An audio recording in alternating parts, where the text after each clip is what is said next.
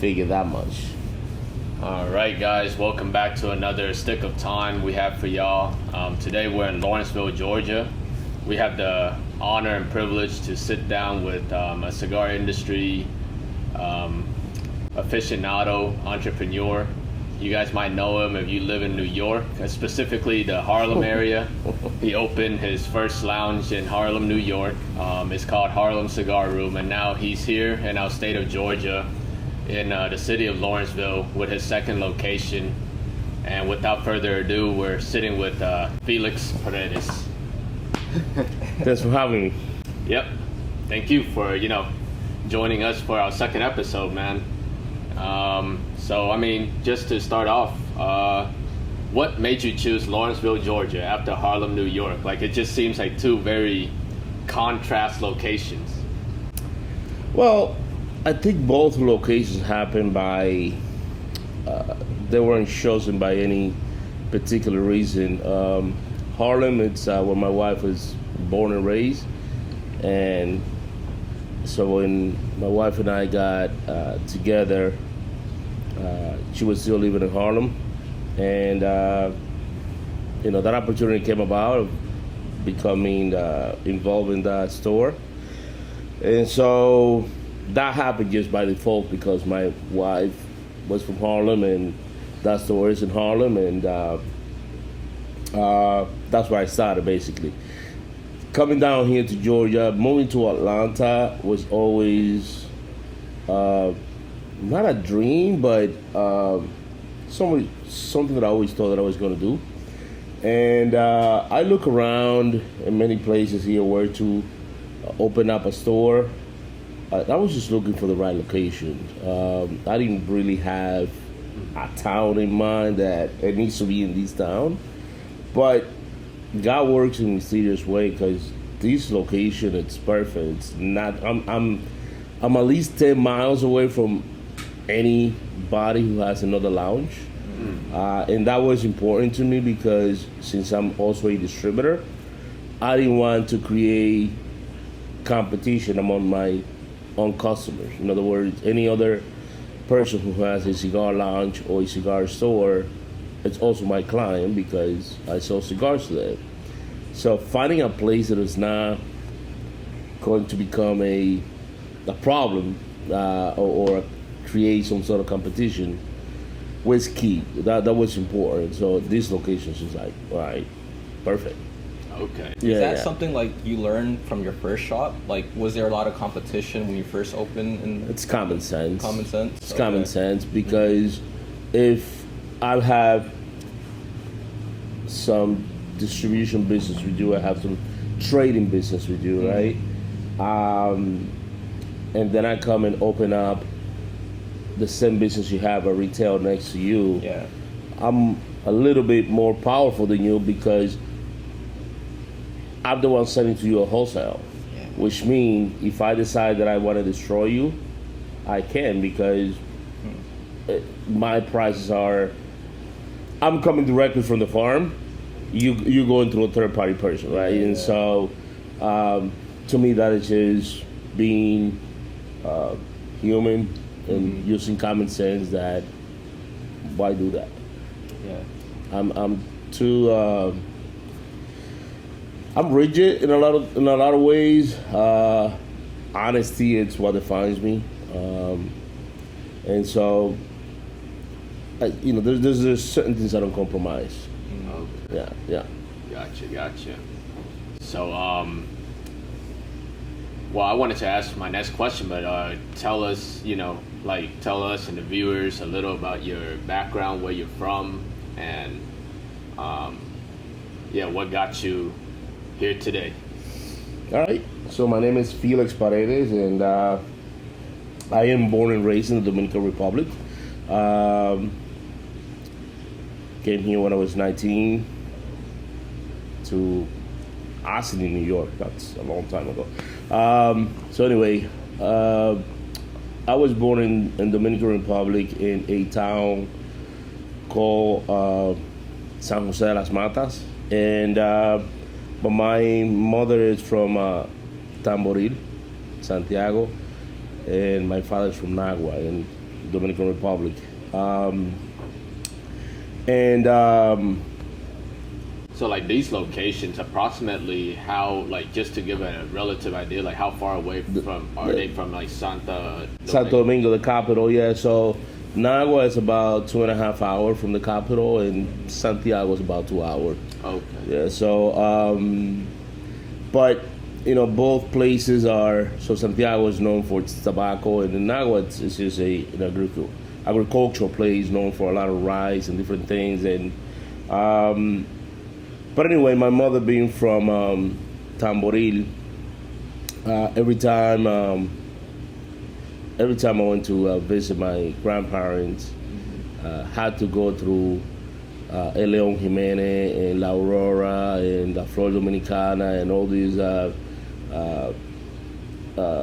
great tobacco company. And quite honestly, when you get into that town, if you have a passion or a love for this, it's I don't know how to explain it, because the aroma that you get from all that tobacco is just insane. And every time I remember me as a kid, it was just like there's certain things that you as a kid enjoy. I don't know, I'm trying to think of a candy or something, but it was the same thing for me. It was like, God, one day I want to try that. And so were you a little kid, like smoking cigars? Were you? Well, I was 12 when I had my 12? first cigar. Oh, okay, That's when I okay. started, really. And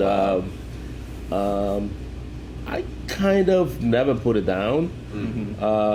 Obviously, I didn't smoke as often as I do, and I hide it from my family, from everybody. In fact, anybody that knows me, for the most part, not many people see me smoking until I bought my store right about that time. Before that, I have a few friends that we used to smoke. But my previous marriage, my ex-wife, ex for a reason, right? She hated that. And so I used to, if I smoke, I used to go and take a bite of a piece of onion, or get a piece of garlic, put it in my mouth. The smell of garlic is too strong; it's gonna hide the smell of tobacco. And it was funny because I did that same thing in back when I was still living with my parents and my uncle. I always did something to disguise that I smoked. Change your shirt, change your clothes. Well, in Dominican Republic was different because there were no lounges then. You smoke anywhere, open air. So there was it was never going to be a time where your clothes is going to smell like tobacco. And so it was more after I got married, and my wife didn't like it that for me to smoke, and me try to protect that relationship, which is a mistake that I think we often make. I hide it out. I just did that discreet, and but it's funny. It's just this has always been my life. I love this. I have a passion for tobacco. Okay. It's like choosing the cigar or your wife. It's like. Well, here's the thing. A lot of times, as human beings, especially men, we have family, we have a wife, kids, and it's a compromise. Like, all right, man, it's just I need to keep my family together. But in that process, sometimes we make the mistake of stop being who we are to please the woman that we have. And in that process, we damage everything because you're giving her a power that it's going to damage both of you. You got to, as the head of the house, you got to do what needs to be done. It doesn't mean that you're macho man or anything like that, but a woman does not like a weak man, and a woman usually likes a man who makes decision and is the leader. And when you stop doing that, when the problems come, you're the one to blame. So in my case, I can't blame my ex-wife. I always blame myself, because if I would have stayed my ground and said, this is what I like, what's your problem? And there will never be a problem with that, right? Although that doesn't, I'm not trying to say that that's the reason we're not together. That's obviously not, and it's not even close. But My point is that I used to hide the fact that I smoke. Yeah. And the passion that I have for this is just too strong. I should have been out front from since I was a kid. I like this, and this is what I'm doing, and so be it. I mean, I'm independent since I'm 11. I'm basically independent.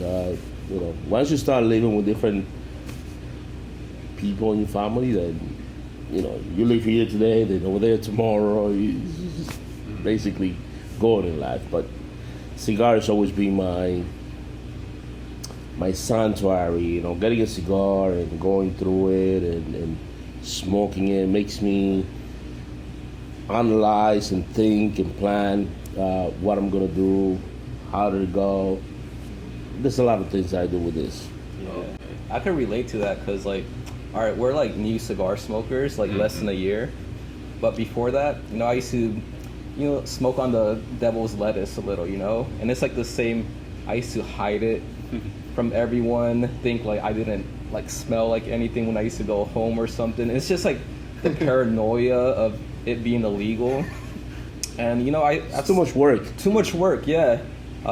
Thankfully, I don't smoke anymore, and it's just I look back at it, it's not worth it. It's Let me tell you this. How you call it? The devil's live. I have nothing against anybody who's enjoyed that. It's another natural product. Unfortunately, there's plenty of data that shows that even though it's natural, that product does enhance or changes your mood. It changes things. It makes you different person than a tobacco, right? So, but I think regardless of whatever it is that you're doing, now I can say this because now I have the experience. When you're young, you're afraid of so many things, and a lot of times you're depending on your parents, and so coming out doesn't really just mean coming out of the closet because you're gay. It means coming out onto the public and accept the fact that, hey, I enjoy marijuana, I enjoy cigars, I enjoy cigarette. Well, whatever decision you make, it's your decision. Yeah. And if people will just take responsibility for their own actions, I think the world will be a lot better. Just a lot of times we don't learn that until it's too late. So I wish I can get into every young man and say, hey man, you're already 20, you're already 21, just own your responsibility. And the only time that is a problem is if you're a bottom feeder and you're depending on someone else to pay your bills and do everything for you. And if that's the case, then you don't deserve to enjoy any of that stuff, right? Mm-hmm. So, but again, it's life. It's life. Yeah, like you said, owning up to your responsibilities. I was just like him, I also partook in the Devil's Leaf, and when I was 18, 19, that was when I started. And at first I was hiding it from my parents, but then I just thought about it, and I was just thinking, if something were to happen to me while I'm doing this stuff, I don't want them to be like, oh my gosh, that doesn't sound like our child or something like that. I'd rather them just know and just have that in the back of their mind already. So then, when I told them, of course they were highly disappointed, and angry and all that. But at least I told them, and I guess I'm kind of glad I did, because looking back now, a lot of things that could have gone wrong never went wrong, because maybe now that they knew, they also prayed for me every time I left the house or something like that. And well, it's just like everything. I don't know if you feel the same way, but I have this thing that when I am hiding something, it feels heavy. It feels it's a lot of work, because I don't know what it is. When you are honest and I've gotten in trouble a lot in my life because I'm too honest. And I always tell, I'm just as transparent as that glass is. If you want it, The dangers about me is don't ask me a question that you don't want to know the answer to. And I even told this to women that I dated throughout my life. My wife knows this very well. Like, unless you're 100% sure of the answer, of what you're gonna do with the answer, don't ask me the question, because whatever it is, I'm gonna tell you. And but I learned that because I had a very tough childhood growing up, and the one thing I was protected by something powerful, because I didn't choose. All the friends that I chose were older people.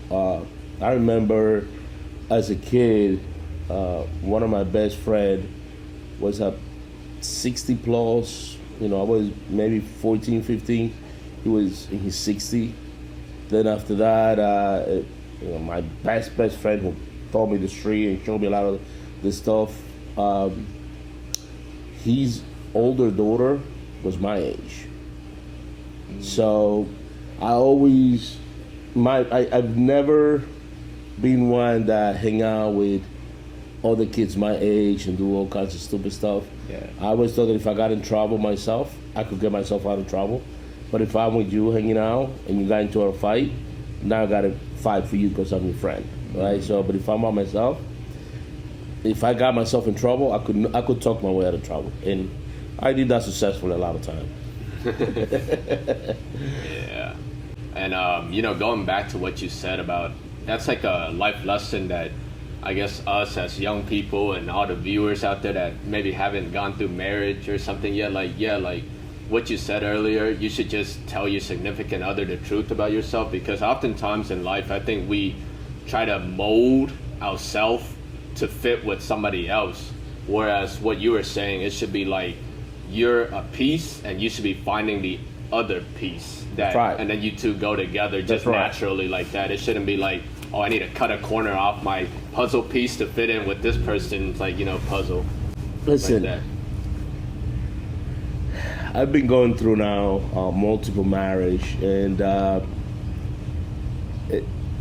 I'm not a marriage counsel, but it's just life teaches you a lot of lessons.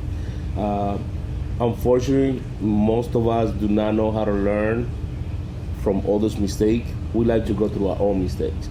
Yeah. I'll give you a story. When I was 14, I was moving in with my girlfriend. 14, 15, something like that. And I remember my father was living in another country. He migrated Dominican Republic, trying to find a better life, right? And I was living with my uncle, but there's only so much my uncle could control me. So I decided I was gonna move in with my girlfriend. And I remember my father calling me, said, "Hey, don't do this. Don't make it. It's a mistake." I said, "Hey, I don't mean to disrespect you, but you did it, right? Didn't you do it at my age or somewhere around that? You went through your own life mistakes. Let me go through my mistakes." And I said, I don't mean to be disrespectful. I just want to learn my own lesson. And maybe if I should have listened to him, would have been different. But at the same time, I don't regret what I did, because failures make you strong. And you learn from every mistake you make. Now, the problem is when you don't learn from it and you keep making the same mistake. Then now you will say, well, hold on, Felix, didn't you say you've been gone through a relationship multiple times? Absolutely. But not every relationship breaks because of the same reason, right? And it's hard to find another person that becomes your other half if you are not true with yourself.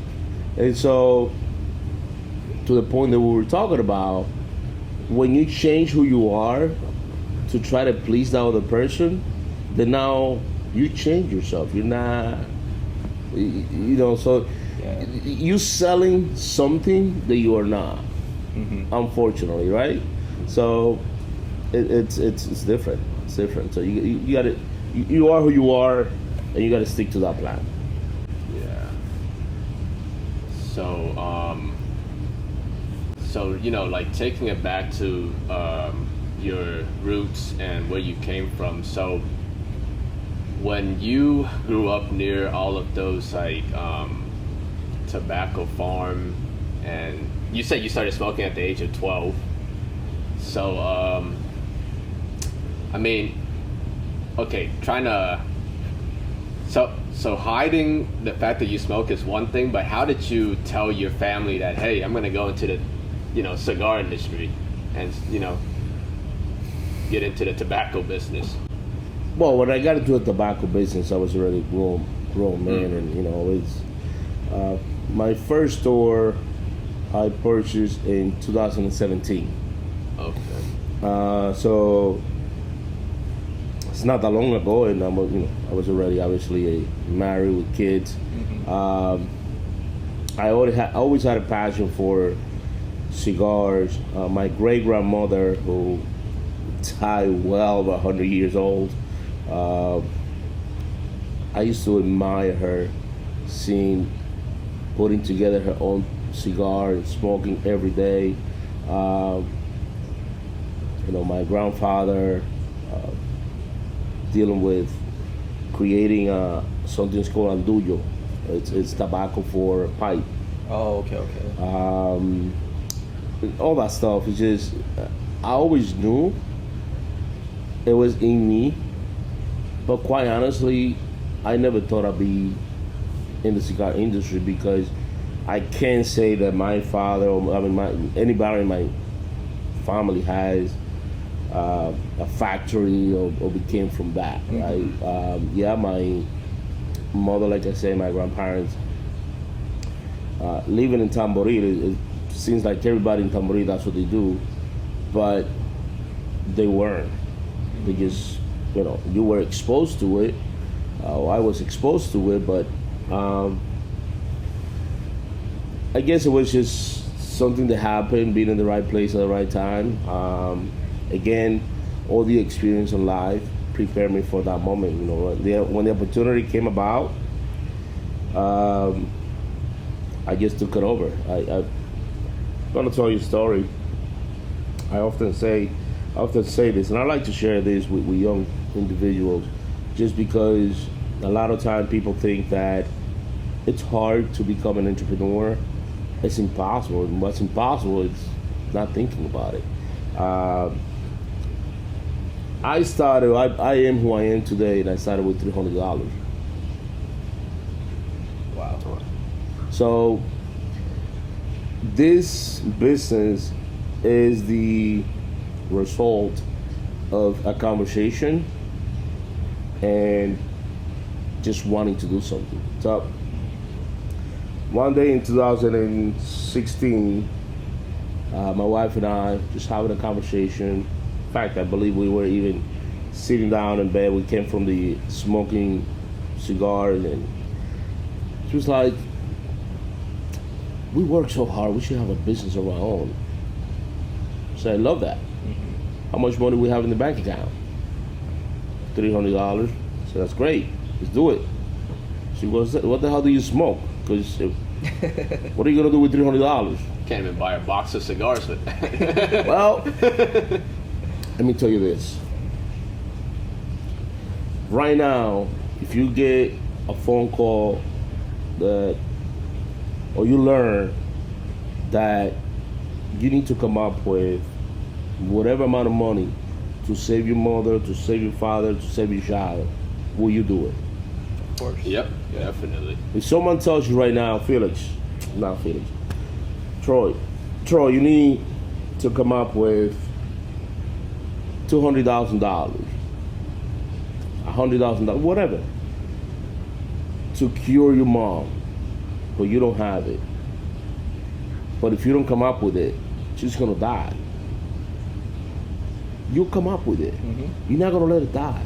Oh. Even if you sell your soul, your soul to the devil, you'll come up with the money.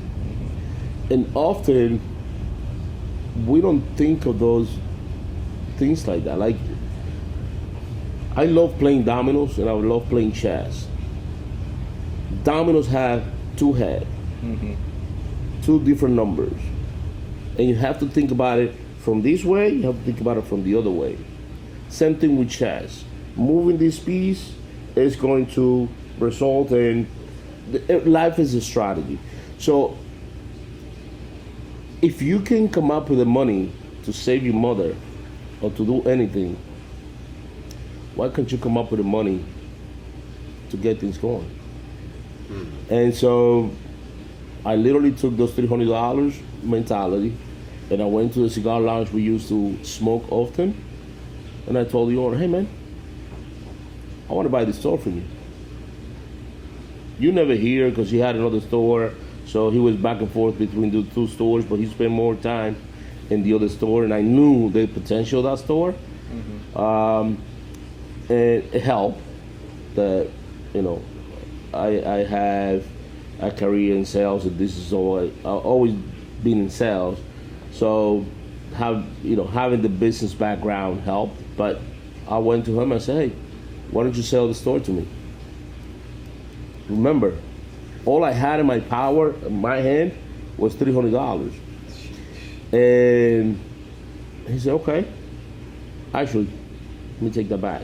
He paid no mind to me. Then 2 weeks later, he reached out and said, hey, you for real? I'll sell you both stores. I said, hey man, I can't. I did just one, it's this one. I can't afford two stores, but I want to buy this store.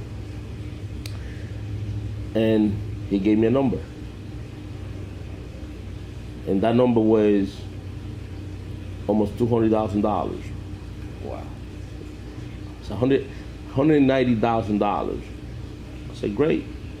I didn't even fight. I didn't even ask for less price. I didn't argue. I didn't negotiate anything. All I asked was, give me 2 weeks. And at that moment, in my mind, my mother was dying, my son was dying. I needed to come up with $200,000 one way or the other, or my mom and my kid will die.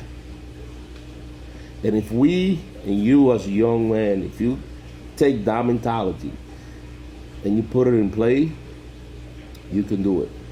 At that moment, I went through my 401k. I went through every person that could lend me money. Now, this is why being honest and responsible pay off.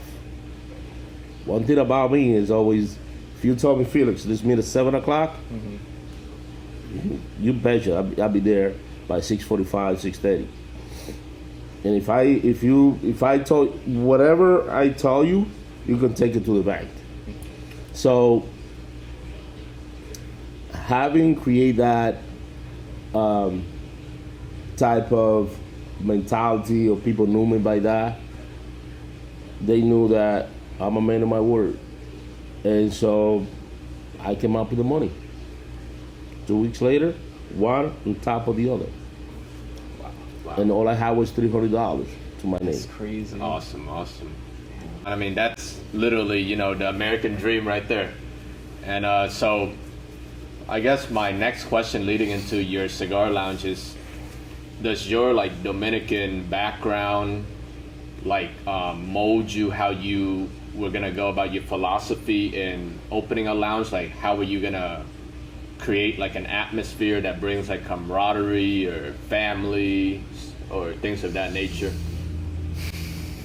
No, look, being Dominican helps because it gives you credibility. It's like playing baseball. You could suck on baseball, but the moment you say you're from the Dominican Republic, people think he knows what he's talking about, right? So being Dominican helps. My other business as a distributor, I have had the opportunity to work with a lot of different people, and some of the sales rep that help me, they go to other stores. They're owned by African American brothers. And they go in and they try to sell the product, and they can't. But the moment I go in, it's automatic. Because, shit, you Dominican, you selling cigars, you know about this shit. That's just, so when it comes to the store, what helped me was experience in business. You know, all I've done since the age of 5 is selling stuff, whether it was selling candy or chocolate or muffins or bread or shoe shining in the Dominican Republic. I was always selling something. Let me tell you this, I really believe in this. I believe every person is born a salesperson, a negotiator. I can see that. There's no one that negotiates more than a kid. A kid is always negotiating. Now that changes because parents change and everybody like take their line, but you were born a negotiator. Like, you talk to a 2-year-old kid, he's always negotiating. 3, 4, 5, always negotiating something, right? So I'm always been a negotiator. I've always been a salesperson. And so when I purchased the store, I had already worked, obviously, so many different places and grow so many different companies and develop so many different products for different, I used to work for one of the largest beer distributors in the nation. And in fact, I believe they're still the largest singly owned family beer distributor in one state. And many of the beers that you all know today, they were a challenge. I feel responsible to be one of the person that developed those products, i.e. Coors Light, Modelo, Blue Moon, Stella. I mean, I remember when we started selling Stella, it was tough. Blue Moon, Coors Light, we had to beg the store owners to take one case, just one case.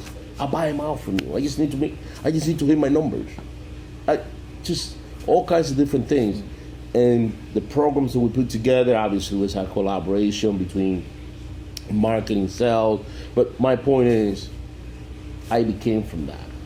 So I learned how to develop product. I used to work for Reckitt Benckiser, which is the manufacturer of Lysol, Airwick, the Mucinex, and all those products. And my job was to develop the inner cities, because those products were not known in the inner cities, right? So I've already done a lot of that. I have a background on that. So when it came to owning my own store, I know how to deal with people. I know how to treat vendors and customers, right? And so it's just I guess life prepared me for it without me knowing, but literally when I took over my first store, all that experience came together and helped me. Now, often people will say, well, that's the reason I can't start my own business, so I can do my own thing, because I don't have those experience. What happens is people, a lot of time, we ask ourselves the wrong question. And we try to do the things that you were doing. Oh, you're successful doing this, so I'm going to do it too. No, you have to find what is that you're good at. You have to find whatever it is. It could be serving water. It could be cleaning windows. Whatever it is. But when you find something that you like and you enjoy, you become vested in it. There's nothing that people like more than authenticity. And when you like what you do and you become part of it, you are authentic. If I try to sell you something and just make up bullshit, you can smell bullshit. You can. Yeah. This guy's being full of shit. Like this guy, You know. But He's not even a real cameraman. he's doing a goddamn good job. But my point is, if what I'm selling to you, what I'm talking to you, is something that I believe it is part of me, then it comes authentic. You believe it because you can see it, you can read it. You don't feel like you can tell when someone is trying to bullshit you and stuff like that. So same thing goes for business. You need to find what it is that you like and enjoy, and just be good at it. Just go above and beyond. Just. There's a book that I recommend to you and to any of the viewers that changed my life. Literally, it changed my life. And when you read this book, you will notice that it has changed the life of a lot of people. And it's called The Go-Giver. The Go-Giver. Okay. It's a red with gold book, small, thin. I do audiobook because I'm terrible reading. I fall asleep if I start reading, and I don't capture things if I'm reading a lot. But audio, and this book has changed my life. And one thing that you learn in that book is that it's just be authentic, be you. Don't keep track. Don't keep count. In other words, don't do this for me because I'm gonna do something for you. Just do it. Just do it. Just. So that's why I love when people come and ask me for help or I just do it. I don't think about I'm gonna do this. You owe me one. I just do it. Guess what? Things will always come back to you. It always come back to you. So, if you're gonna own a business or you're gonna do something, find what that is and give more in value than you get back in payment. Listen to that again. Give more in value than you get back in payment. And you will say, in fact, you will hear this in the book. The book actually talks about, they put the example they put is a restaurant. So if you give more in value, you get back in payment. It's a recipe to get broken, to get destroyed. But that's not it. It's actually the opposite. A lot of times we don't realize that by giving something, you get back more. There's a culture that I admire because they love to give. There's actually many cultures that do this, but some do it more than others. And when you give, and you just do it because it's who you are, it becomes part of you, things multiply back to you 100 times.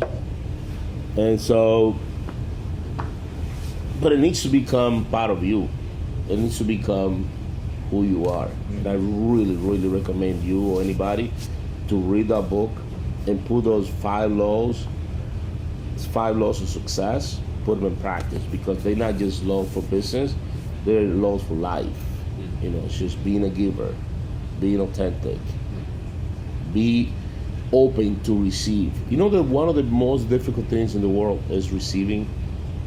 In other words, we are taught since we were very little that if someone gives you something, be polite and say no.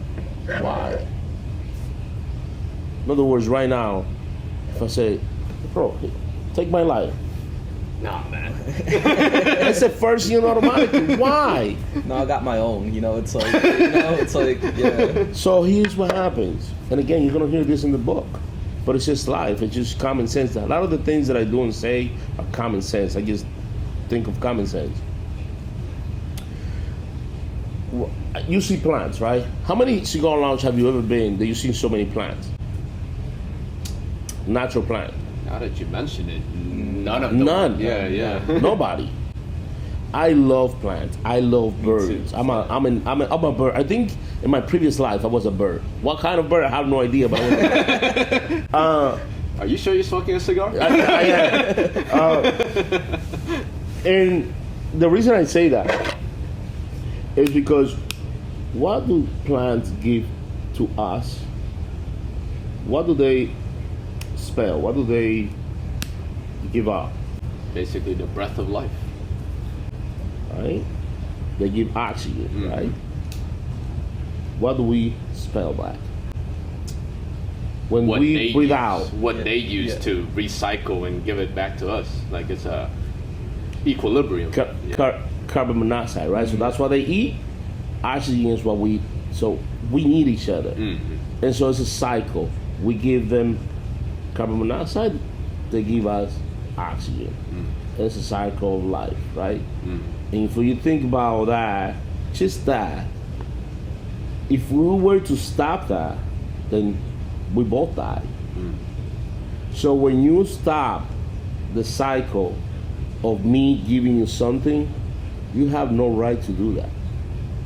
So when someone gives you something, take it and say thank you. Now, that being said, it is the single most challenging thing to do because the first reaction that you have is to say no. I'm telling you, even to this day, I have to think about it. Like when someone gives me something, yeah, thank you. I cut myself a lot of times. It's hard. But all these things you learn, but you will understand that it's not something about just business. It's life. It's just stuff that you can put in practice in life. Okay. Awesome. So like, going back to what you mentioned earlier about like how, you know, being authentic and true to yourself. So I wanted to ask, so as a Dominican cigar business owner, you mentioned, you know, the advantage is like you show up and you can sell them like cigarettes filled inside like, you know, a tobacco wrapper and say it's the best cigar and they'll believe you. But like, what do you see is the disadvantage of like being Dominican in this industry? Like, is it kind of like gang wars where like Nicaraguans don't want to sell to you, or like Hondurans don't want to sell to you, or? No, this industry is different. This industry is about respect. Okay. And I compare the tobacco industry a little bit to golf. It's the honest system. You can go out and play golf by yourself, and you give yourself either the honest score, or you can make up your own score. Same thing goes for the tobacco industry. We are who we are, but you gotta respect everybody. Obviously, Dominican Republic is the largest producer of tobacco, cigars. I mean, we export more tobacco than any other country. But that doesn't mean that I'm going to bash Nicaragua, Honduras, or Mexico, or anybody else, because everybody have their own roles. Everybody play their position. And I don't think it has anything to do with me being Dominican. Just, you know, I have a love for this. I have a partnership on a factory. I have, you know, a business that it allows me to distribute cigar. I have retail stores, and so it just gives me the advantage that gives me is the experience that I have at all the different fields. You know, most people are either manufacturer or distributor or retailer. I'm in all of them. I do all of them. So that's the advantage that it gives me. But also, I think the biggest advantage it gives me is that I love to give.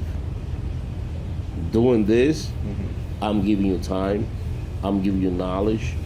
When every time I talk to a cigar owner, store owner, most people that have cigar shop they own it because they had the money to invest it. They invested. They love smoking cigars, but that doesn't mean they have a background in business.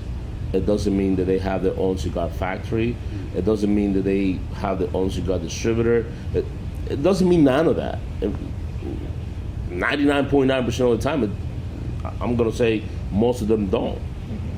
Now I'm in that position, but I don't take that and just run away. And no, if anybody that needs me, I'm there. I just came from. Was it on Saturday? I'm drawing blank right now. It's one of the days that end in Y. Yeah, I drove to almost Tallahassee. Oh, okay. To help somebody who was opening up a store the following day. Actually, so it was his grand opening was for New Year's Eve. So I went there. So what was that, Monday? So New Year's Eve was Tuesday, right? Was it? Yep. Yeah. So I went over there on Monday. I was supposed to open the store here. I was supposed to be working in my store, but he needed me. I drove to his store. He asked me for inputs and he asked for my help. I drove over there. I didn't ask him, I didn't charge him for nothing. I did it from the good of my heart. He asked for my help, I want to help him. Now, some people say, well, that's stupid, because you spend at least $100 in gas plus the whole day of work.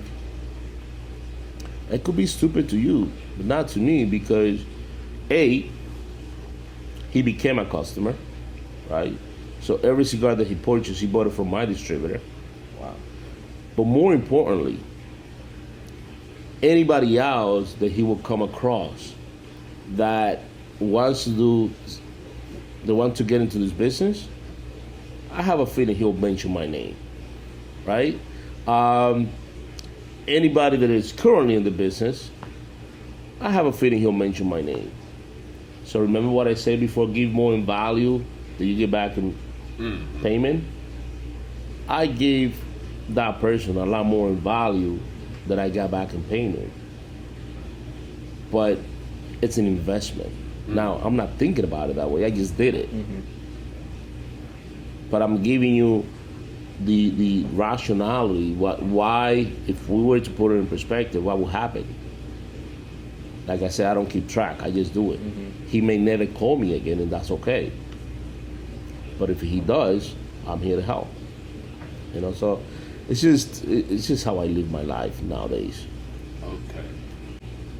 So, you said you worked in all three branches of the tobacco industry, like from the manufacturer, distributor, vendor. So that, I see on your, social media, you know how to roll cigars. So I guess I have two questions to that. Like,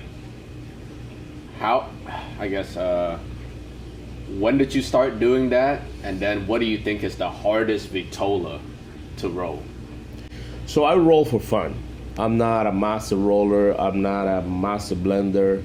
Are you self-taught, or have you took classes somewhere or something? No, just both. Both. I didn't take class, but Yeah. I did take some training from a master blender. Okay. And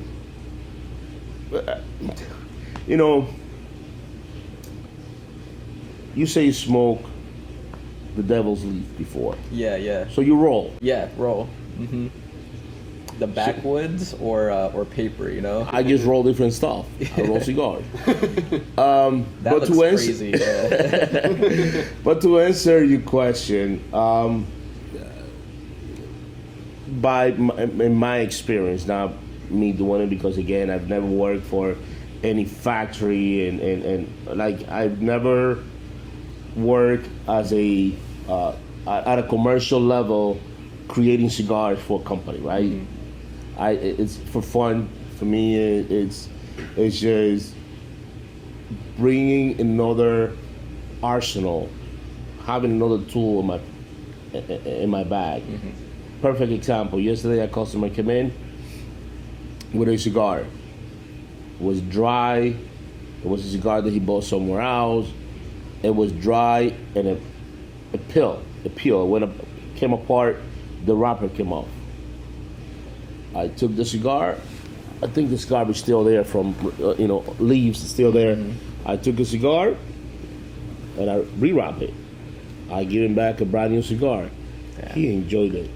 Heck out of that cigar. He was like, man, this is a cigar that I smoke all the time. Somehow, some way, I don't know what you put in it, but it tastes 1,000 times better. So that's what I'm talking about. It's just, I did it for that reason. I know how to roll cigars for that reason. And just to be able to give you an experience of something that most people don't do and can't do. So that's it. Yeah. Okay. So what's the hardest vitola, in your opinion, to roll? Panetelas, Lanceros. Lanceros, because they're so thin, it's hard to make sure that put it together and don't make it too tight or make it too loose. Lanceros I think is the hardest one to do. Okay. And you also mentioned being Dominican, like baseball, you might be trash at it, but as long as you're from that background, people will think that you're like Babe Ruth or something. But what's your favorite do you like baseball as a sport? I love baseball. What's your favorite team? The Atlanta Braves. I've always been a Braves fan. Really? Living in New York as a Braves fan? Let me tell you, I called the radio station one day on the fan, and I say it was a series coming up between the Braves and the Mets, and I say I love the Braves more than I love my wife. Somehow, some way that got to her, right? So I slept in the couch for a couple of days, but yeah, I've always been a baseball fan, but I've always been a Braves fan. Anyone that knows me knows me as a Braves fan. Okay. Like, I mean, there are legends like in the MLB from the Dominican Republic. Like right now, Juan Soto, but then you have like David Ortiz. You have Vladimir Guerrero. I think Alex Rodriguez was also Dominican. So like, out of all of those legends, who's your, maybe he's not even Dominican, but who's your favorite player of all time? Oh gosh, I have a lot of players that I might, but I think one of my favorite players is actually Andrew Jones. Oh. Andrew Jones from the Atlanta Braves, to me, is very underrated, and he, in my opinion, he was the best defensive center fielder. Now, there's a lot of other center fielders who's been great, but Andrew Jones made everything look so easy that it's. But I have a lot of people that I respect and I admire. Pedro Martinez, it's someone who I admire. Manny Ramirez, Edgar Martinez, Edgar is from Puerto Rico. I think Edgar's Puerto Rican, yeah. He's someone that I admire, just the ability to hit the ball and do what they do, and me, I was a pitcher when I played baseball, and Pedro being a pitcher, you have to admire Pedro and what he did in the major league. So, but I have a lot of people that I admire. Okay. So, being a Braves fan, living in New York, were you able to attend? What World Series was that? 96. I believe, 96. They beat the Yankees, right? No, the opposite. Oh, the Yankees. No, 95 was when the Braves won a World Series in 95. Yeah, but that was against the Indian, the Cleveland. Right. Yeah. Okay. So I was not in this country then. I came to this country in 96. Okay. Now, I'll tell you a story. 96, when that World Series happened, the Braves were up, I believe it was 3-1.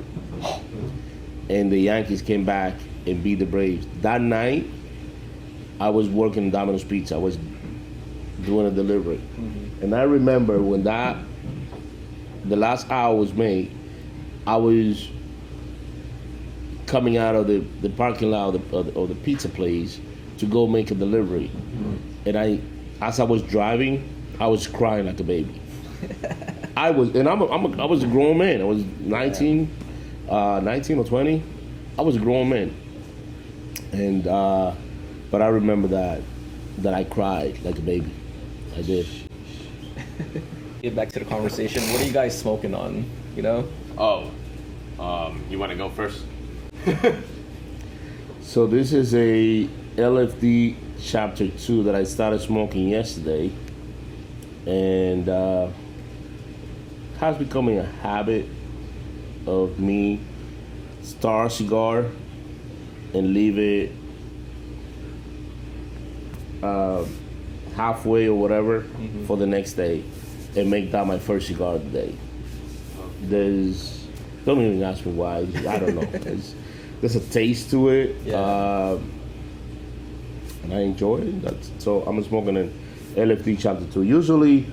Usually my first cigar of the day is one of my Connecticut or a Habano, but it's usually one of my personal cigars. But yesterday I was smoking this, and I think I lit this thing up about 11 o'clock in the morning, but I was so busy and doing something, I never finished it. In fact, I ended up smoking something else at some point, and I left this in my office, and this morning when I came in, I'm like, oh, this is my cigar for today. Yeah. Yeah, that LFD Chapter 2, it looks like, one of our friends was telling us that LFD patented, like, the chisel. I mean, if you look at, you can show the viewers, like, it's kind of like it's like the double ligero, the Yeah. chisel, the little one, you know? So those are called chiselitos. Chiselitos. Okay. So yeah, I don't know this for a fact, but I think they did patent that, because no other brands have ever come out with this, and I've heard, I don't know this for a fact either, that other people that tried LFD shut them down. So yes, I believe they have the right. They're the only people who can do this. But I mean, nowadays, what I believe is nobody else had decided to do it, because things have changed so much. You can only patent certain things. Somebody can come and do this in a different size, and I don't believe they'll be able to stop it. Yeah. You know, so it's like everything. Now lawyers have angle for everything. So if somebody wants to fight it and do it, they can get away with it. It's not it's not an easy cigar to smoke sometimes. If you like, I don't cut it, I just squeeze it. And so, but it's a great cigar. Yeah, I like the mouthfeel of that one, you know? It's different.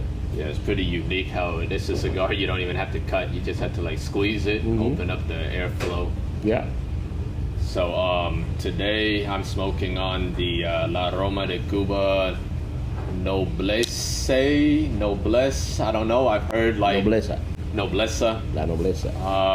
This was a cigar that one of our friends, he went to Tampa and he brought it back from there, and I just figured today was a special day. Since we're sitting down with you, I just brought it out to smoke it, and yeah, it's I'm just getting notes of like, this is the first cigar I smoke where it's like just straight floral and nuttiness. There's no cocoa, no chocolate, and yeah, and actually the La Aroma de Cuba brand, this lounge was where I was first introduced to it. I smoked your La Aroma de Cuba Mi Amor, the one that is in the humidor that you guys will see in the B-roll.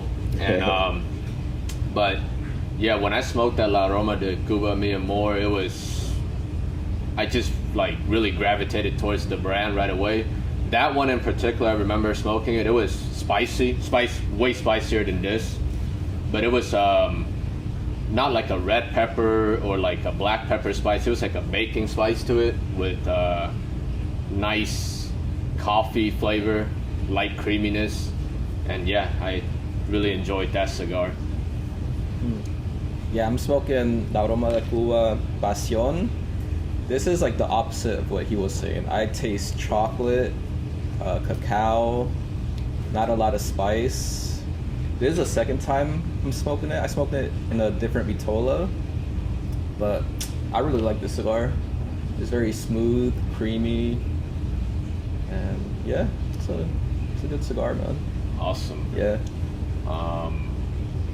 So let's see. Talking about LFD that you're smoking, you know, if you guys don't know, like, if you guys ever want to get an Andalusian Bull, you know, try your luck, because that's a rare cigar out there. If you guys ever come to Harlem Cigar Room, if you buy 2 cigars, I believe you get 1 raffle ticket, and every month they do you know, raffle, and you guys can have a chance to, you know, win the Andalusian Bull. So that raffle is actually next Wednesday. All right, so, you know, everyone's watching, come through, and, you know, you guys also do a lot of like cool events here too. Like the first Tuesday of every month, there's a cigar tasting where the lounge smokes one like blend and they like rate it. And then Felix also does like cigar rolling sessions, and We have another event coming up. It's called the Slow Smoking Competition. oh man, I'm gonna win. Oh, okay. You guys are taking it from like the official, like because they have a competition there too, right? Like I think Oliva was just like voted for the cigar for them to use at the competition. So you know? there's a guy named Marcos in Europe who started this, and it is a competition that is done worldwide. Mm-hmm. I am a very good friend and very proud to be a distributor of his brand, of the 15-time world winner of that competition, Darren Chioffi from Principal Cigar. In fact, he will be here next Wednesday also.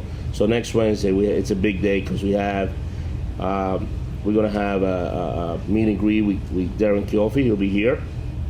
We have the raffle, and we doing the 24th of January. We're doing the competition of slow smoke competition. So I participated in that competition before. It's great. It's challenging. It's different. How do you do? Like, what's your record? Like, Oh, my record, it's nothing compared to what the worldwide record is. I believe the record now is 4 hours and 7 minutes or something like that, 3 minutes. Oh my goodness. And we're not talking about, it's not a cigar that size. It's a small cigar. how? It's a little sort of like Corona size. Yeah. It's a small cigar. It's about 5" by 42. It's Wow. a small cigar, and it's a challenge to keep that cigar on for that long. You know, but that's you learn. Come over on the 24th. Come through. Yeah, I have trouble keeping this lit, you know? So, Yeah, cigars don't go out on me. Like if you see me lighting it, Yeah, it's just, but they don't go out on me too easy. You learn from that competition.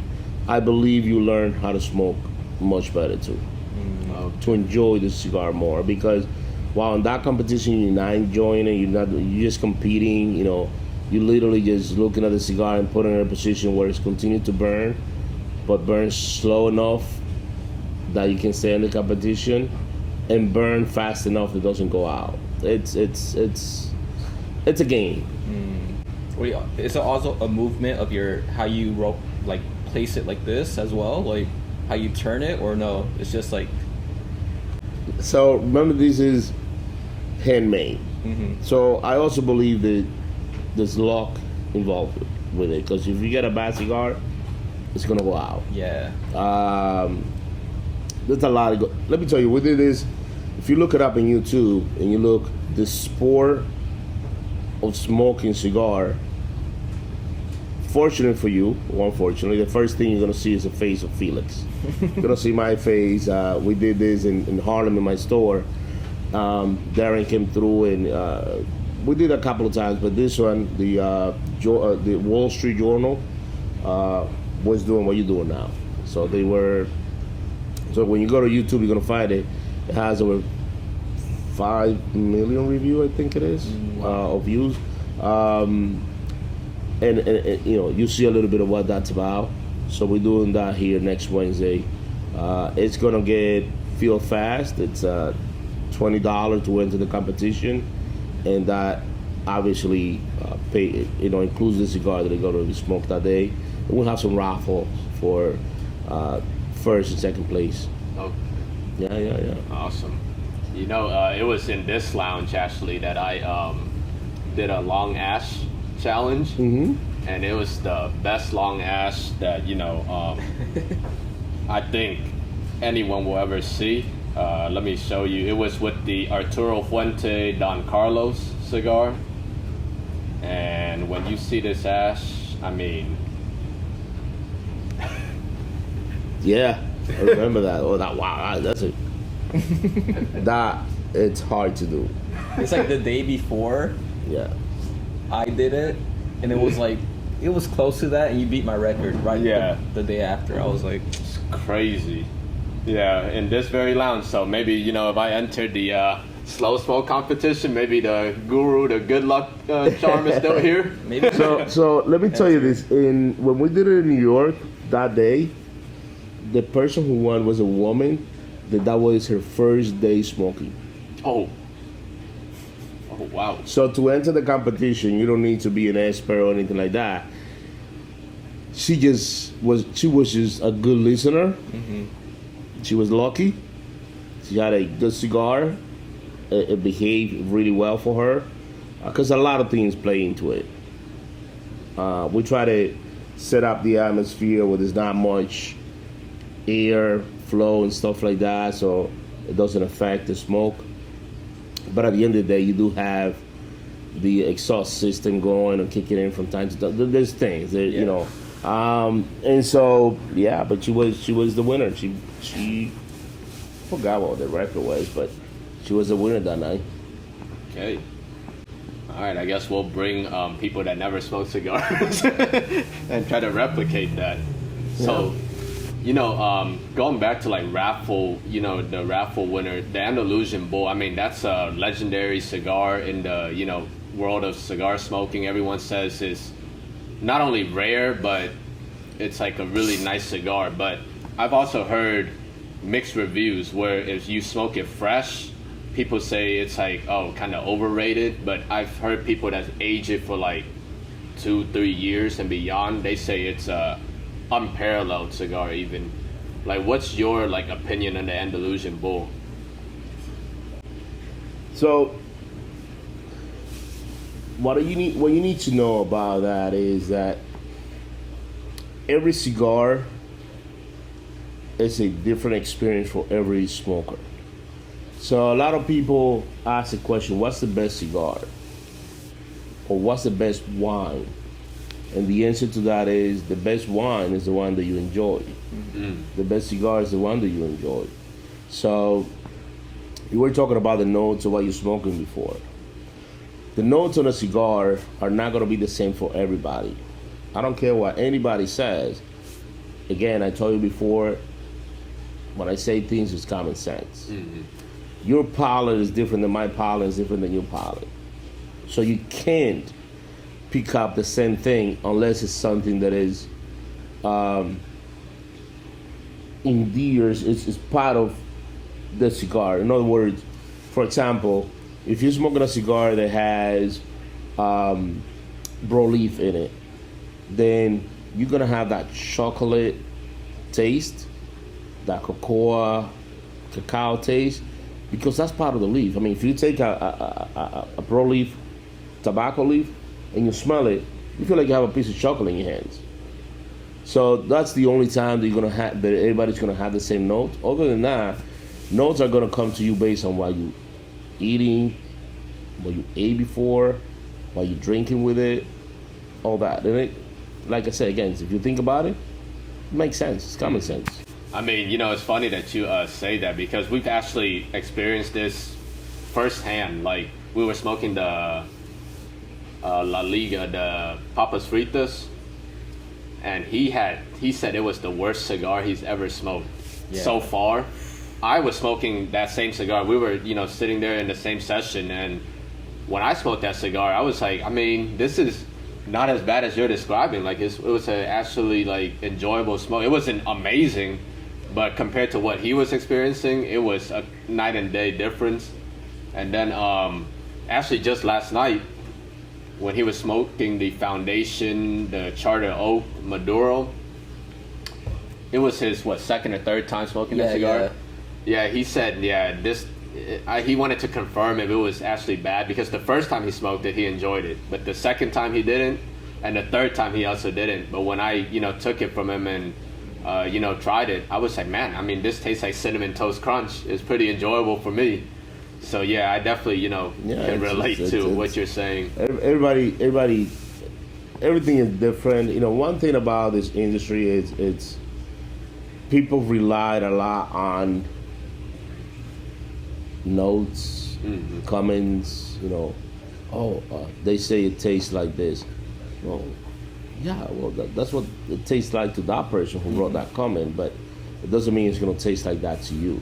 Now there are certain things.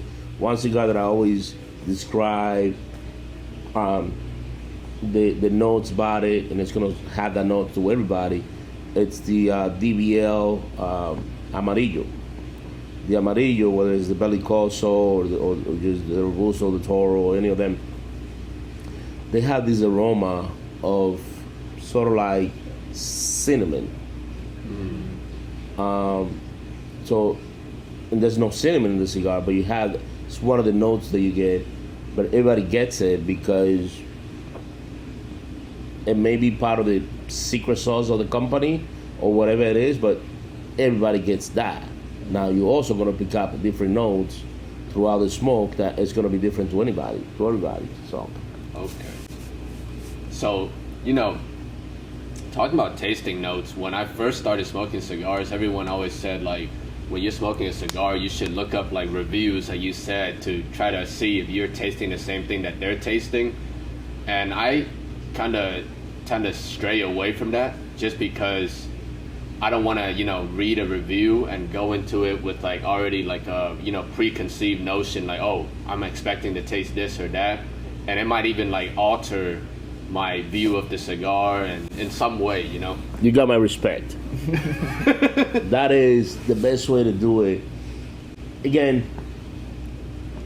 one of the cigars etiquette is to remove the band. Now, it's not mandatory. You don't have to do it. You pay for the cigar. You do as you please. But if you notice in my brand, I have Harlem Cigar, the ultimate equalizer. This, in my opinion, is the ultimate equalizer. Why? Simple. I could be a doctor. You could be an engineer. You could be a cameraman. You could be a plumber. You could be an electrician. You could be a judge. My point is, this is the only place that you get a numerous amount of people together that from all kinds of different background, different political beliefs, different ethnicity, different position in life. In here, we're all equal. And we may enjoy the same cigar or not. So when you have a cigar and you have no label on it, if you take the label of the cigar, if before you started smoking that cigar, you would have taken the label off, will you know what you're smoking? If you didn't just save the label. Oh, no. Definitely no. Once they naked, they all look the same to you, right? So That's why it's the equalizer. Makes you equal. It creates conversation. Hey, I can get the aroma while you smoke. What are you having? You know, what are you having? Well, the shape of that cigar is different. What is that? Oh, that's a LFD Chapter 2, whatever it is. It creates conversation. And again, if you are a plumber and he is, I don't know, the governor, and you guys are sitting next to each other, tell me any other scenario where that would be a possibility. That you guys would be sitting next to each other having a conversation. Not unless you're family. Maybe if you're a judge and you're a plumber and you're sitting in court, then it's the only time that. That's not the conversation you want to have. Exactly. You know? So my point is this is the greatest equalizer, and so everybody's gonna have different notes too. Everybody's gonna taste and enjoy it differently. When you go in to smoke a cigar based on what somebody else said about it, then to your point, now your psyche is already set up that that's the notes you're gonna have. But in reality, that's not true. You can pick up different things. You can pick up things that other people don't pick up. Now, not everyone pick up notes on a cigar. I'll give you a perfect example. You know Country. Country's been smoking for 20, 30 years. He'll tell you himself he can't pick up notes on cigars. He'll smoke a cigar, I don't get those notes. I don't know what the hell you're talking about. Not everybody can pick it up. Now, one of the secrets to pick up notes on a cigar is retrohaling. If you smoke a cigar and you don't retrohale, you're literally just blowing smoke. The notes you're picking up is whatever aroma you get from the smoke after it's being thrown out, right? But when you're retrohaling, then all these senses get activated, and you get all the notes that the cigar have. Although you can pick up based again on the combination of the tobacco and what you're drinking, what you ate, what you didn't eat, whatever it is. Like when I'm doing testing or I'm tasting a cigar or I'm blending with my partner, with the factory, we're blending cigars, I like to have nothing in my stomach. And I like to be empty, just coffee. Because now it's not going to be compromised by any other flavor already in my mouth. Yeah. That's how I do it. But again, that's not how everybody does it. Another thing that I do is I like to also chew the tobacco. I get a piece of tobacco, I chew it on it, and I get my taste and notes from that, and then I burn it. Okay. Yeah, like talking about blending cigars and, getting taste from it. Jeff and Rory, when we were talking to them, they said you were the one that blended their house stick for them. What is that process like when someone approaches you and asks you to help blend a house stick for them? Do you talk to a certain farm or factory somewhere and you have to go there physically and Well, I already have my factory, so it's usually come from my factory. Okay. So I already told you I have a partnership with a factory. So, yes, it can go different ways. We have already many different blends that we already created. And so if you want me to make a blend for you, I'll give you one of the blends that I already have. Do you enjoy that? Yes. Okay. So you want that? It's yours. Now, let me tell you this.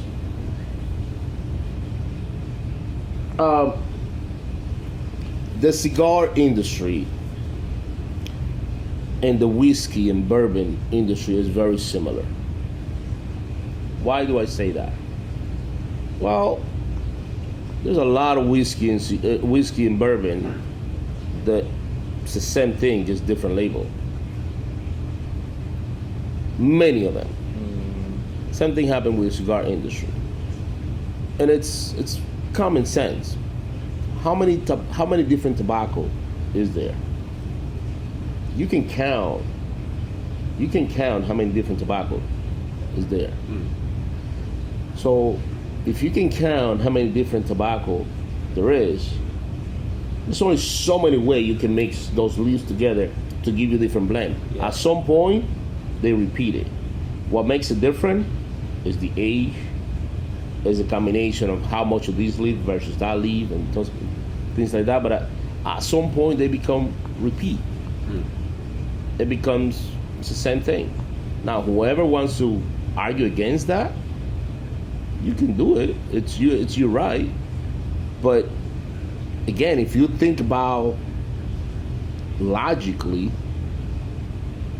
it's logical that it's only if you have 10 different leaves, 20 different leaves, 50 different leaves, how many different ways can you really mix them? And there's millions of cigars in the market, right? I mean, if we don't have a million brand, we're pretty close to it. So, you see where I'm coming from? So, when you come to me, first of all, there is no way that I can get you a paper that says, this is your blend, and it's only owned by you, and it has this, and that. I can't do that because there's a good chance that somebody else already had that. I don't know that because that's not declared.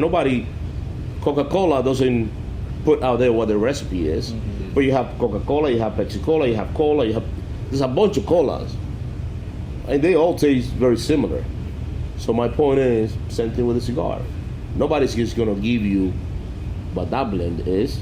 I'll tell you, yeah, well, your blend is Dominican, Nicaragua, or it's a mix of it. These are the Felix of the binder. But the actual blend, how much of each tobacco, you're not gonna have that. But when you come to me, I can give you one of the blends that I already have, or we can go put something together based on the tobacco that you want to have, based on the flavor that you want to get.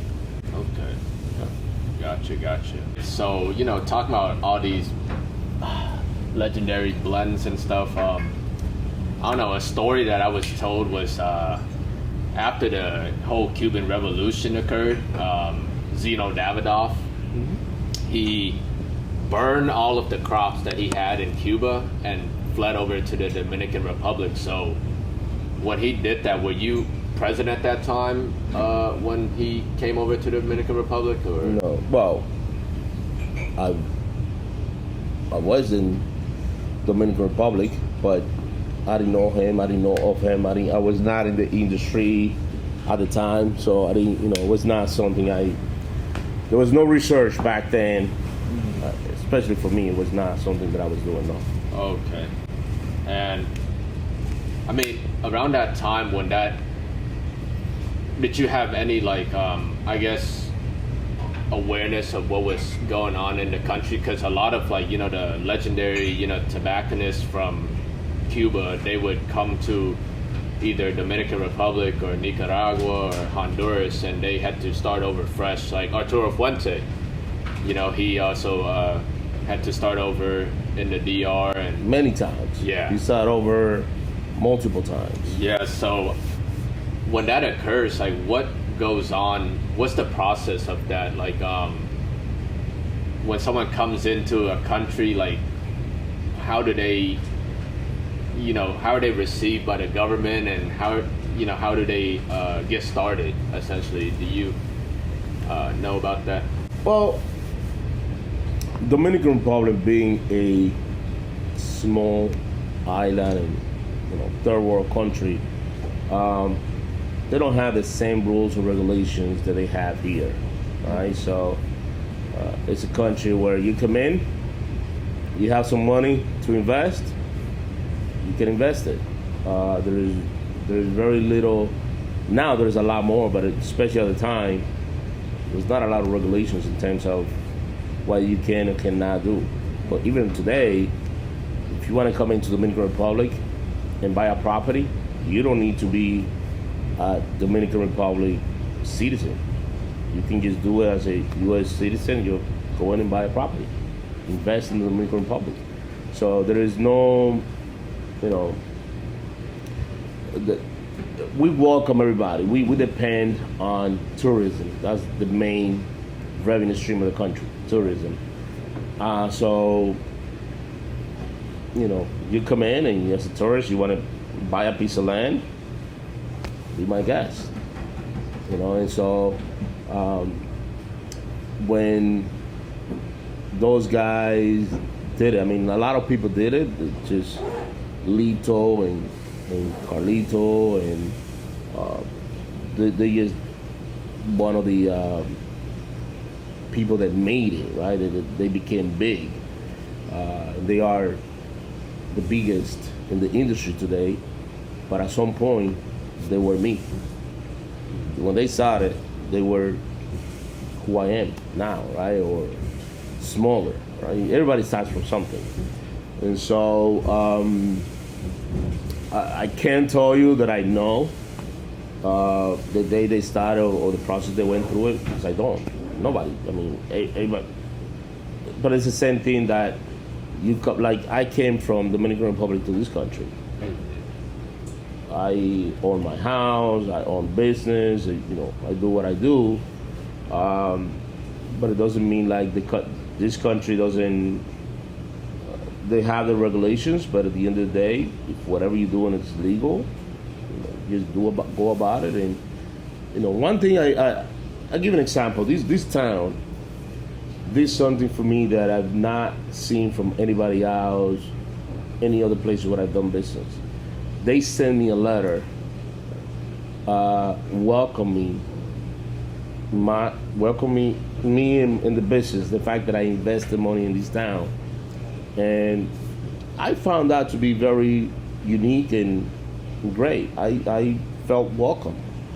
I went and had a meeting with the mayor of the town after that, and I'm grateful for it because, like I said, it's a simple thing to do, but to me it means a lot. And maybe it's just political, but again, it means a lot to me. The fact that the town felt, hey, thank you for bringing money invested in this town. I could have gone anywhere else, but you chose to come to Lawrenceville. So to me, that was great. Okay. Yeah. I mean, like, we started smoking more cigars after we took our trip to Vietnam this past summer, and when we came back, this was the second lounge that I found, and it was like by coincidence too, because my family and I just moved to Lawrenceville back in July, August, and I just looked on Google, like cigar lounge near me, and this one happened to be like less than 10 minutes away from where I live now, and I came here, and this is probably like the most hospitable lounge that I've been to. Like, for all the viewers watching, you know, if you guys ever want to stop in Georgia and want to come to a good lounge, this would be it. And then we also went to Stone Mountain Public House with Jeff and Rory. That was also a good lounge, but it's more of like a prohibition vibe to it. Yeah. An older view. I don't know how the new owners are, but when they were there, they were also very hospitable. But when I came to Harlem, I mean, it was just a nice space that you guys will see. And when you purchase your cigar, basically you guys give us like drinks like tea, coffee, sodas, water, you know, like you guys actually take care of the patrons really well. So I'm sure, you know, Lawrenceville is glad to have you as a part of their growing population of entrepreneurs and business owners, and I'm glad that, you know, you came here. Thank you. Yeah. See, everything connects. Remember what I was saying before in terms of what I learned from the book and how I live my life. You say you buy a cigar, and we'll give you coffee, we'll give you tea, we'll give you water, especially if you're a member. We'll give you soda. Do you pay for any of those things? Do you pay for your coffee, for your tea? No. You don't. And if you think about it, we're giving you a lot more than what you pay for. But what that does in retrospect is that allows you to feel the way you feel, and then you went and got all your friends to come over, and here you are inviting everybody else to come over. Mm-hmm. So you see how things just work and connect. If the hospitality, the customer service, the quality of the product is not there, then you wouldn't be speaking like that about the lounge. Mm-hmm. And that's what I try to get in people's minds, especially when another cigar lounge come to me and talk to me about, give me some advice, help me, how can I do this? I'm not afraid to give them all the stuff that I do. It's not a secret. To me, I wish everybody is successful. And if I can give you the keys for you to be successful, I will give them to you. I don't. People say, well, what about competition? What if somebody else open up a lounge next to you? I don't care about that. You go to a strip mall and you have 3, 4, 5 different restaurants within 1,000 yards. Mm. They all survive. They all do well. One do better than the other. Right? Everybody eat.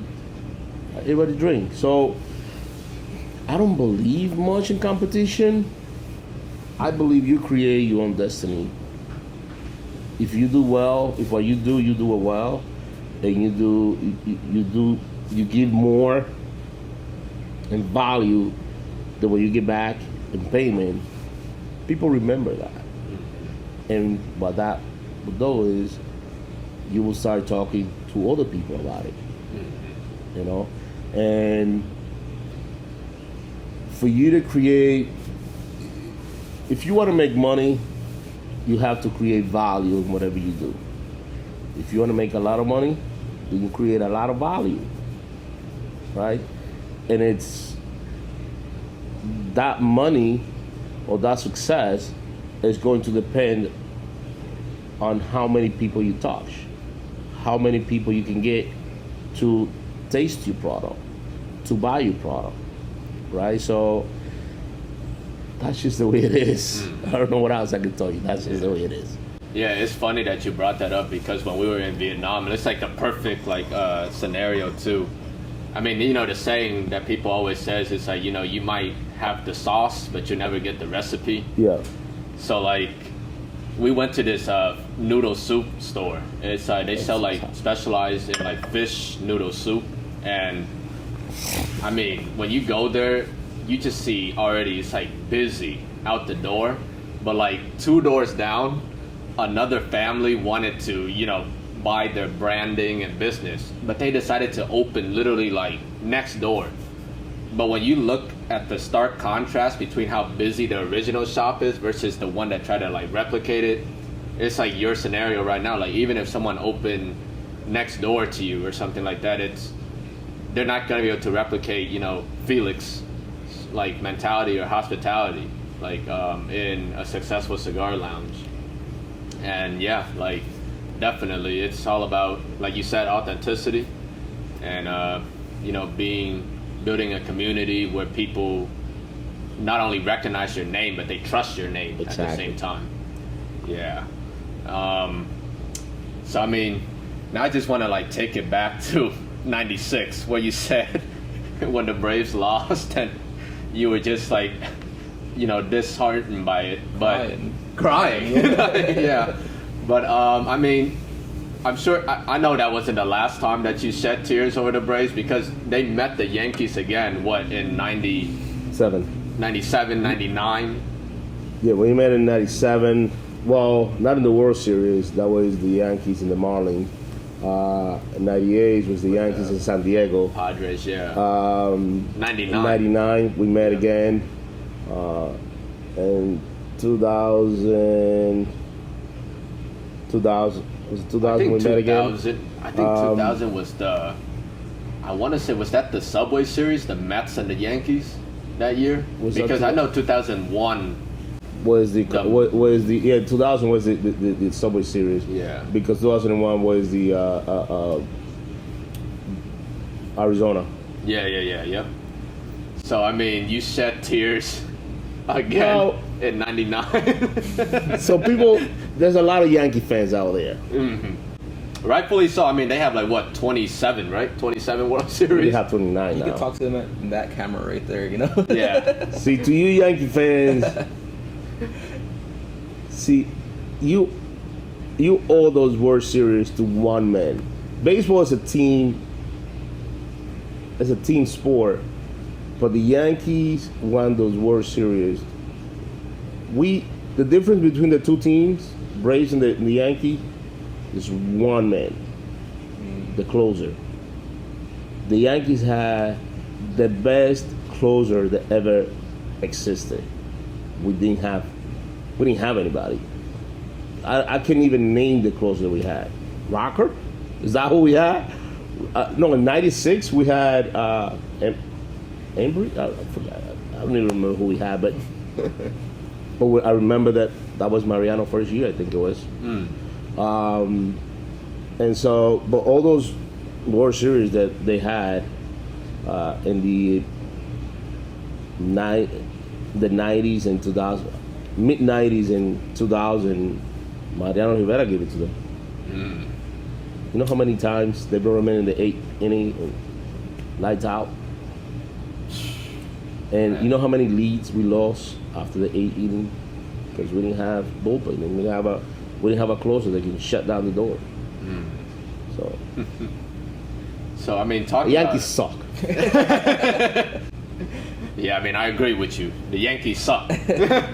But so talking about like New York, right? Like every time I've been there, I've been fascinated by one thing that I always tell people. Like New Yorkers know how to mind their business so well. Like I've never been to a place where something, somebody could be getting mugged and people would just keep on going, walk about, go about their business and everything. Like living there, why do you think that is? Like, how come New Yorkers are just so nonchalant and they just gotta get to where they gotta be? There's a lot of things with that. First of all, New York is a melting pot. In my experience, it's the only place that I've been that you can find. In fact, I think it might be the only place in the world where you can find every single nationality there is in the world. And you can have in one block, you can have a Jew, you can have a Asian, you can have someone from the Middle East, a Latino. It's just a melting pot. So that is one reason. So many different cultures think differently, act differently. That was one reason. The other reason I believe is New York. It's a money place. In this country, people love suing. Love sue for anything. I mean, you in trouble, I come to help you. Before you know, I'm the one who hurt you. Now I'm being sued. So people are heartless in New York. Sometimes you can be getting beat up. And I just keep going because if I get in between, I don't know what was about. So either I get hurt too, or I may be blamed for it. So that's the reason why New York is like that. Okay. But that's the reason I love the opposite is the reason that I love the South. When I moved here last year, 2023 to Atlanta or to Georgia, one thing that I love is everybody, good morning, hey, hi. I mean, women, hi, and they smile. I was like, ooh, oh man, oh God, my wife is in trouble. Ooh. And it's just how they are. It's just people from the South are friendly, very different from someone coming from New York like I did. Now, I'm a very friendly person. I say good morning, hello to everybody. And let me tell you this. I'll give you something that happened to me at work while I used to work for the beer distributor. The owner of that company, even though it was a huge company, the owner of that company was one of the first one every day in the office. You go to that company by 6 o'clock in the morning, he was already there. Everybody didn't start to work until 9 o'clock, 8 o'clock. 6 o'clock he was there. Him, the CFO, and the HR director. And one thing that the HR director, the CFO, and a couple other big guns had in common was that a lot of them were Jewish. Some of them were Jewish and some of them were Italian. And if you were not part of that ring, you didn't fit. I just told you I'm a friendly person, so I was always there early also. And I would say good morning. And there was one guy, Italian guy, piece of shit, that he was a big shot in the company. And I used to say good morning to him every day. He wouldn't answer back to me. I used to say good morning to the director of HR. She would not say good morning back. And that bothered me a lot. And one day, they just caught me at the wrong time. I say good morning to the HR director. She was walking down, and she just kind of acknowledged but didn't acknowledge. Like, it's crazy. Then this guy, I'm not gonna mention his name, but I should. He's a piece of shit. But I say good morning, and he just walked by, kept walking and I say, excuse me, Adam. His name is Adam. Yeah. In fact, his name is Adam Snyder. Piece of shit. I said, Adam, I say good morning to you, and I say good morning to you every day. Will you have the decency to at least say good morning back? Mm-hmm. And he looked at me like, who the hell are you? He actually saying, who are you? I say, I'm a human being that says good morning to you, and the least you can do is say good morning back. Because if Simon Bershon, who is the owner of this industry, was walking by, he'll say good morning. And one thing I admire about that company, which is why I was there for such a long time, was that Simon Bershon, the owner, he was the owner, and he knew me, who was just a simple merchandiser. He knew me by name. And he'll say good morning every time he saw me. And to me, it's just being human. It has nothing to do with your power, of how much money you have. Just, if I say good morning to you, the least you can do is just say good morning back. So when I came to the South, that's one thing that I love. Just, you say good morning to one person, they'll say good morning right back. It's just, people are friendly. New York is not so friendly. Mm-hmm. Yeah. So, if we, like you've lived there for a long time, let's say we wanted to take a trip with you to New York, like what would a day be? Like, how would you take us through, like, maybe it'll take more than a day, but like a typical day, what would you show us, and where would we go for breakfast or lunch or dinner, and how many cigars are we going to smoke? Well, the one thing I can tell you, I'll take you definitely to Harlem Cigar Room in New York. Mm-hmm. That's one stop. Other than that, you're going to have to find yourself a tourist guide to take you around, because that's not me. I don't know. I'm a different person. You can ask me about restaurants and places, I don't know them. I've been there, but I don't keep tasks. I don't keep a list of places I've been or whatever. I will not be the right person to do that. Just like I said, let me put it this way to you. I've never been inside the Empire State Building. I park in front of it. Mm-hmm. I drive by many times. I've never been inside. To the Statue of Liberty, I went once, maybe twice. But I never went to the Wall Street Center. The Twin Tower, before they were taken up, I've never been to it. Never went to it. The new ones, I went to only because they opened a Davidoff store and the new one now. So that's the only reason I went to it. So I am not, very few things get me excited in terms of things like I'm not a person that gets excited about stories. One thing I always say this: Americans buy story. I can just take this lighter right now and make some shit up, and I can say, man, this lighter is made of whatever. I can't even think of. Like titanium. I can make some shit up. And oh my God, really? Oh shit. Yeah, and it's gonna cost you $150. That's it. Can I get 5 of them? Really? You can buy this fucking shit for $20. But I made up a story and you bought it. And I guess because where I come from a very deprived background. Growing up, I didn't have the luxury of shoes, of clothing, of toys, bike. I bought my first bike when I came to this country. My toys, I used to make my own toys. I worked since I'm 5.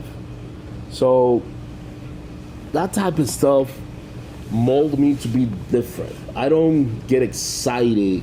Oh man, we gotta go to this new bar. I've never been that person. Or we gotta go to this new restaurant. Now with my wife, she wants to do some things. I always say, well, find out where you want to go, we'll go. But I'm not that guy that's like driven by stuff like that. And that doesn't make me a bad person. It just makes me different. Like I'm different that way. I'll give you an example. Being in this industry, there's a lot of iconic people that you come across. In my lounge in New York, you will get Gary Sheffield. Sometimes he'll be there.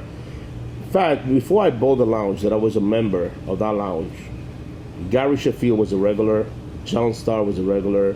A lot of these baseball and basketball iconic people. When I bought the lounge, there was one artist who's locked up today, but he's a beloved artist in the United States. Kelly, R. Kelly. Oh. R. Kelly, if he was in New York, he'll come through Harlem. He will end the night smoking on my lounge. Let me tell you, I have, I think, one picture with R. Kelly, and it was because he rented the place the night before the Grammys. He was nominated for the Grammys, and one of those awards, and he rented the place. He had a private party, and it's the only night that we have a picture. And it's because he asked me this. Hey man, come on, let's take a picture together. Like I don't go ask for autograph. One thing actually, I became very popular with that, was that if you want to be in a place where you don't get bothered, and you can be yourself, come to Harlem. Come to Harlem Cigar Room. Nice. Right now, Obama can walk through that door. Trump, hell no, I'll kill him. No, we take that back. Anybody can walk through that door. And to me, I'm not going to treat that person any different than I'm going to treat you. It's just another person that he makes his money because he's a big-time baseball player. Ronald Acuna can walk through that door right now. Hey, Ronald, welcome. He'll be treated the same way I treated you, same way I treated you. It's just, I'm just different that way. I don't feel that excitement. Hey, can I get an autograph? Can I take a picture? It's not me. It's just not my personality. For the amount of people that I know, I have very little things like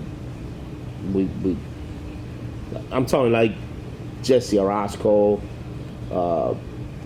David Ortiz, Dr. J, who else? So many people have come through Harlem Cigar. I don't have a picture or an autograph or anything because I didn't ask them for. I don't. And I make sure that when they're there, when you come here, I'll make sure you don't get bothered. You're just another person here. Now, if you want to volunteer and start signing autographs, that's on you. But if you come here and you are I don't know, Juan Soto, and you just want to enjoy a cigar, you're gonna come and sit down and enjoy a cigar just like everybody else. And if people start mounting to bother you, I'll be giving his space. He came here to be a person, just to enjoy a cigar just like you.